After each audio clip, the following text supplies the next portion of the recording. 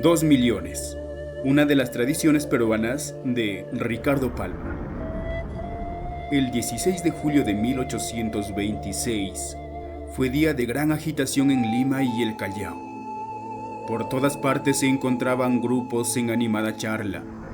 No era, en verdad, un cataclismo ni un gran acontecimiento político lo que motivaba esta excitación, sino la noticia de haber desaparecido del fondeadero el bergantín inglés Peruvian, cargado con 2 millones de pesos en oro, barras de plata y moneda sellada.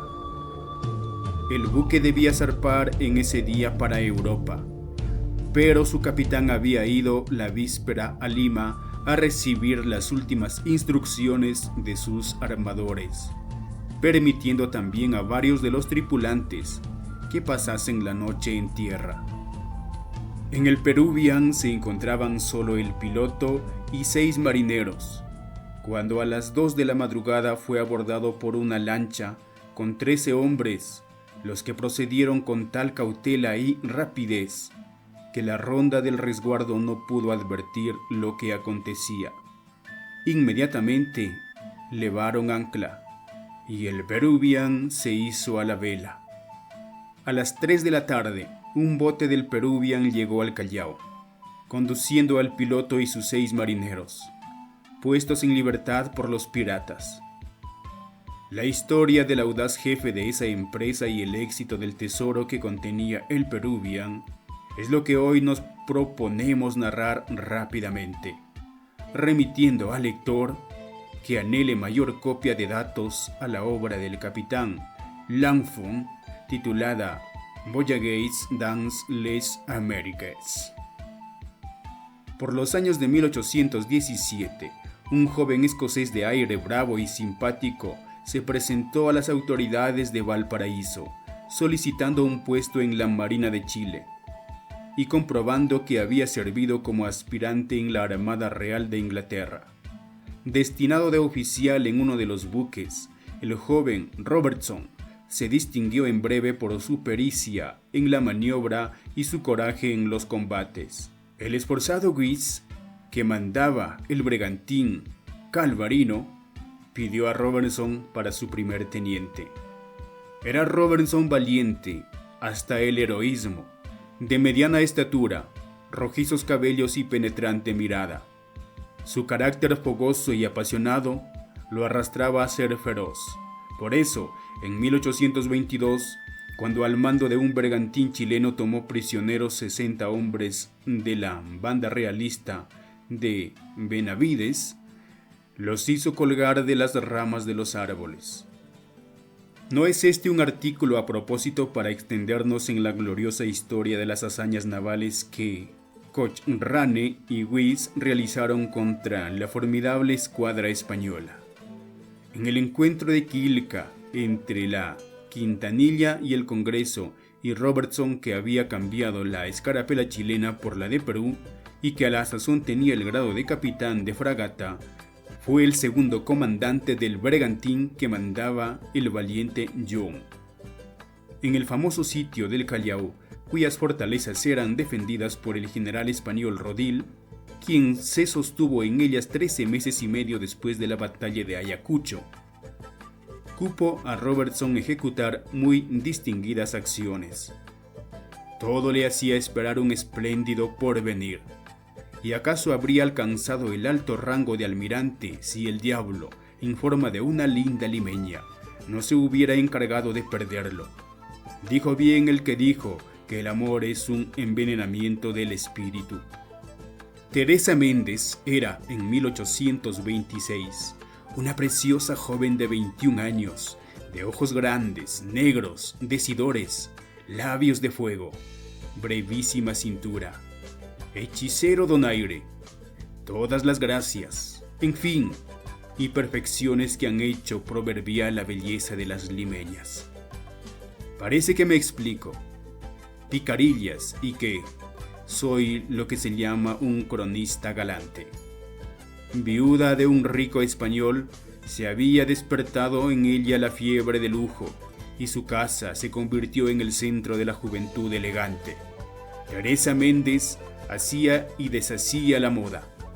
Su felicidad consistía en tiranizar a los cautivos que suspiraban presos en el argel de sus encantos.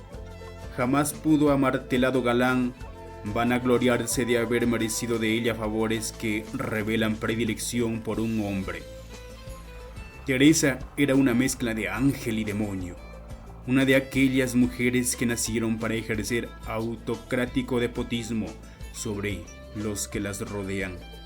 En una palabra, pertenecía al número de aquellos seres sin corazón que Dios echó al mundo para infierno y condenación de hombres. Robertson conoció a Teresa Méndez en la procesión del Corpus, y desde ese día el arrogante marino le echó la bandera del Parlamento, se puso al habla con ella y se declaró buena presa de la encantadora limeña. Ella empleó con el nuevo adorador la misma táctica que para con los otros, y un día en que Robertson quiso pecar de exigente, obtuvo de los labios de cereza de la joven este categórico ultimátum: pierde usted su tiempo, comandante. Yo no perteneceré sino al hombre que sea grande por su fortuna o por su posición, aunque su grandeza sea hija del crimen. Viuda de un coronel, no acepto a un simple comandante. Robertson se retiró despechado, y en su exaltación confió a varios de sus camaradas el éxito de sus amores.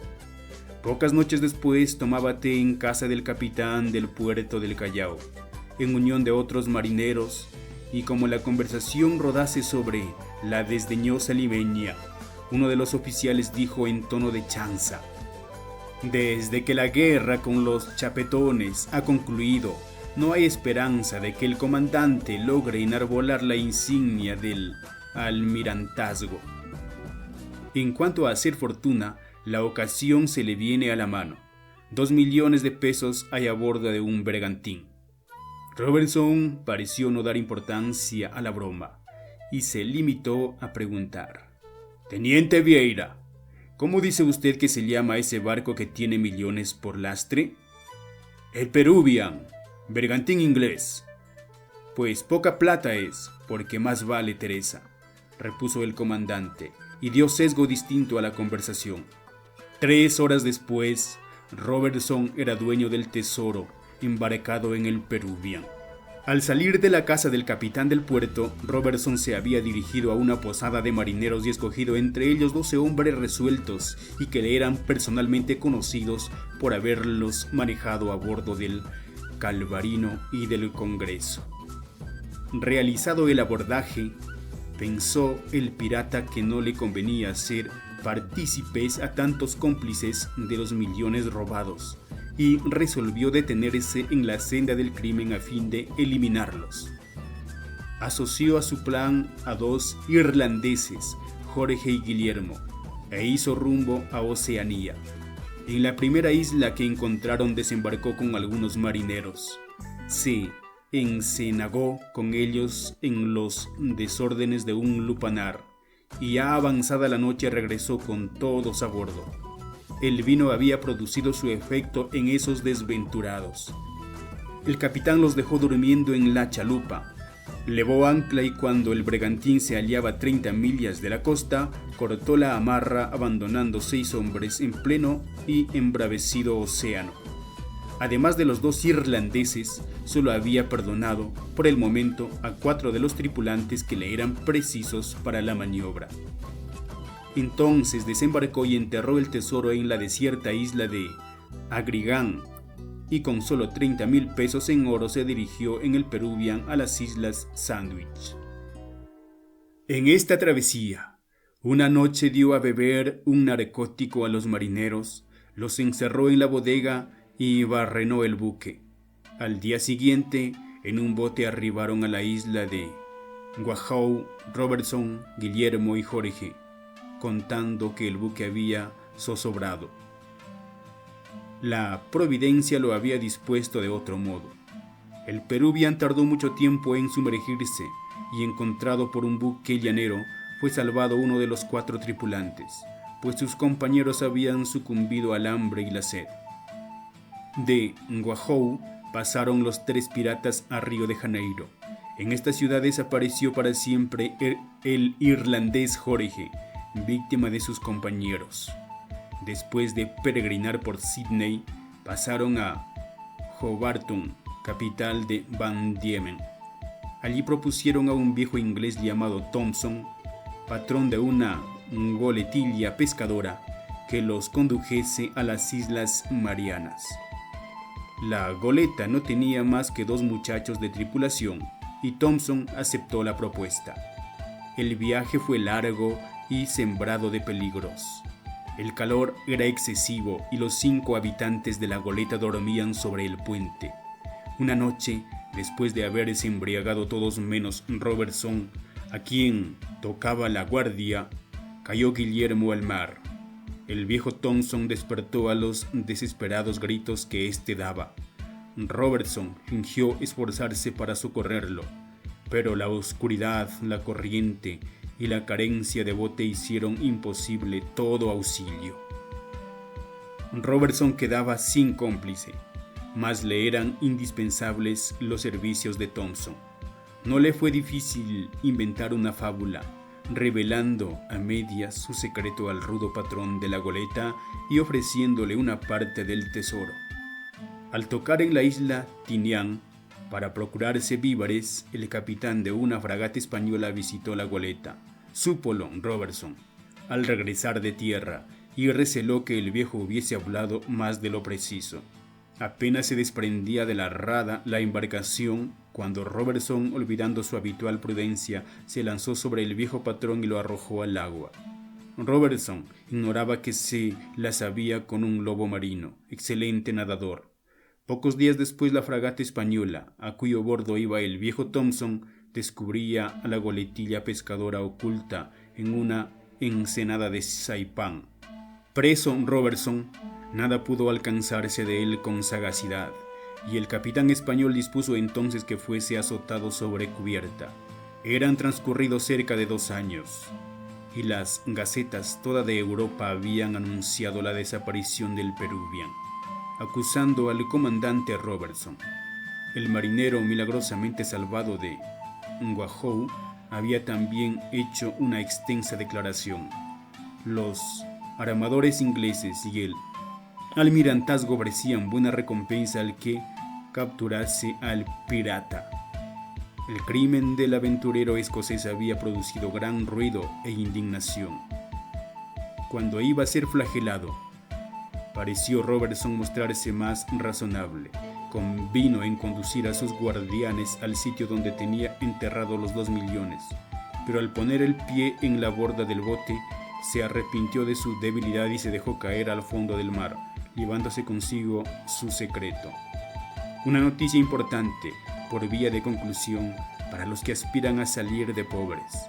La isla de Agrigan, en las Marianas, está situada en la latitud norte, 19 grados 0 minutos, longitud al oeste del meridiano de París, 142 grados 0 minutos. 2 millones no son para despreciarlos. Con que así, lectores míos, buen ánimo, fe en Dios y a las Marianas, sin más equipaje.